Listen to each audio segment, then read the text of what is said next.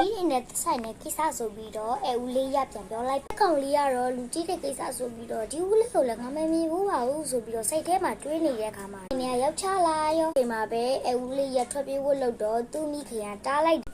တားတဲ့ဒီဦးလေးရဘယ်ရလာလဲတဲ့တား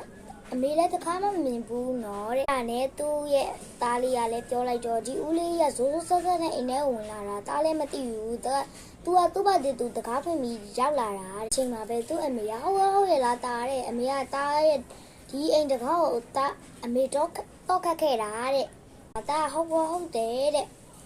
ဦးလေးကဘလို့ဝင်လာလဲတားလည်းမသိဘူးတားအပေါ်မှာစာဖတ်နေတာတဲ့ပြီးတော့သူကဝင်လာတော့တားလည်းမသိဘူးတဲ့သူ့အမေကလည်းသူ့အချုပ်ထဲပို့မယ်ဆိုပြီးစဉ်းစားလိုက်တော့ဦးလေးကလည်းတောင်းပန်နေပြားတဲ့ကျွန်တော်ကခိုးနေရမဟုတ်ပါဘူးတဲ့အိမ်ကပစ္စည်းတွေကိုအမြဲတမ်းခိုးပြီးတော့စားနေတဲ့လူတယောက်မလို့ပါတဲ့ဒါပေမဲ့ကျွန်တော်ခိုးတယ်လို့မဆွဆွဲပါနဲ့တဲ့အဲ့ဒီအချိန်မှာပဲသူ့အမေကသဘောပေါက်သွားရောဒီကခိုးတာဟုတ်ရဲ့လားဆိုပြီးသူတွေးနေမှာပဲသူသားလေးကပြောလာဒီဦးလေးကပုံမှန်မဟုတ်ဘူးနော်အမေတဲ့သူ့ရဲ့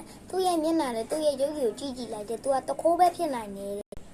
အဲ့ဒီအချိန်မှာပဲသူ့ရဲ့အမေကလည်းရုံဝိုင်းမှာပဲသူ့အမေကဟုတ်ရဲ့လားမသိဘူးငါတို့အိမ်တော့တခိုးတမြတွေပေါ်ပြီးတင်နေဆိုပြီးတော့တွေးနေသူ့အဖေကလည်းဦးလေးကိုအချုပ်ထဲမှရမယ်ဆိုပြီးပြောလိုက်တော့သူ့ရွှေတွေကိုလည်းလာခိုးတယ်ဆိုပြီးတော့အဲ့လိုနဲ့လည်းတောင်းပန်ပြီးတော့ထွက်သွားတဲ့အချိန်မှာတားလိုက်ရောထွက်သွားတော့မယ့်အချိန်မှာတားလိုက်တဲ့ခါကျတော့ဦးလေးရငိုကြွေးပြီးတော့ပြောနေတယ်ဦးလေးရတော်တော်တရုပ်စာကောင်းနေဆိုတာအတင်းတို့သိကြရဲ့မျက်စိရှိမှာရောဦးလေးရဲ့ရုပ်ကိုမြင်ဘူးကြရဲ့ဒီဇလန်ရဲ့အစကိုသိဘူးကြရဲ့လားဒီဇလန်ရဲ့စကားကိုကြည့်ဘူးကြရဲ့လား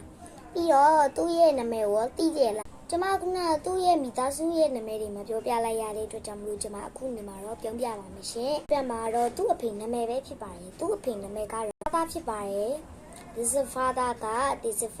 တယောက်ပဲရှိပါတယ်သူတို့ရဲ့မိသားစုကဆိုရင်မျိုးရိုးအလိုက်ချမ်းသာကြပါတယ်သူတယောက်တည်းကိုချမ်းသာပြီးတော့အရန်ကိုချမ်းသာပါတယ်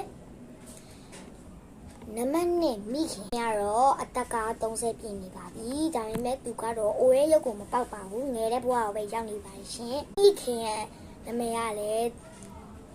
နာစီလို့ခေါ်ပါတယ်နာစီကတော့သူ့အိမ်မှာသူတန်းတိုက်တယ်အဝတ်လျှော်တယ်ဒါပေမဲ့သူကတော့အိမ်အလုပ်တွေကိုတိတ်လောက်ဖြစ်တဲ့လူတစ်ယောက်တော့မဟုတ်ပါဘူးလုံးမှာပဲအာယုံစိုက်နေတဲ့လူတစ်ယောက်ပဲဖြစ်ပါတယ်အနေသူ့ရဲ့အလုပ်တွေကိုပဲအာယုံစိုက်နေရတော့ခေါင်းနေအောင်ရှုပ်လာတဲ့လူတစ်ယောက်ဖြစ်ပါတယ်သူ့အမရဲ့နာမည်ကတော့မမီခါလို့ခေါ်ပါတယ်မမီခါပါမမီခါကတော့သူကကြတော့တက္ကသိုလ်ကျောင်းတက်ကောင်မလေးတစ်ယောက်ဖြစ်ပါတယ်သူကအသက်က15နှစ်ရှိပြီဒါပေမဲ့သူကတက္ကသိုလ်တက်နေတဲ့ကောင်မလေးပါကျလူတွေကအသက်20-30မှာတက္ကသိုလ်တက်တဲ့လူတွေလည်းရှိသလိုအသက်15နှစ်12နှစ်မှာလည်းတက္ကသိုလ်တက်တဲ့သူတွေအများကြီးပဲရှိရဲ့အဲ့ဒါကိုသူတို့ကပြောနေကြရဲပေါ့နော်